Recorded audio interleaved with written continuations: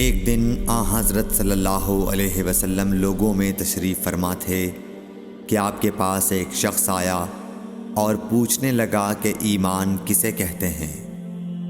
آپ صلی اللہ علیہ وسلم نے فرمایا کہ ایمان یہ ہے کہ تم اللہ پاک کے وجود اور اس کی وحدانیت پر ایمان لاؤ، اور اس کے فرشتوں کے وجود پر، اور اس اللہ کی ملاقات کے برحق ہونے پر، اور اس کے رسولوں کے برحق ہونے پر، اور مرنے کے بعد دوبارہ اٹھنے پر ایمان لاؤ۔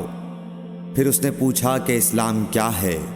آپ صلی اللہ علیہ وسلم نے پھر جواب دیا کہ اسلام یہ ہے کہ تم خالص اللہ کی عبادت کرو اور اس کے ساتھ کسی کو شریک نہ بناؤ، اور نماز قائم کرو، اور زکوٰۃ فرض ادا کرو، اور رمضان کے روزے رکھو۔ پھر اس نے احسان کے متعلق پوچھا۔ آپ صلی اللہ علیہ وسلم نے فرمایا، احسان یہ ہے کہ تم اللہ کی عبادت اس طرح کرو گویا تم اسے دیکھ رہے ہو۔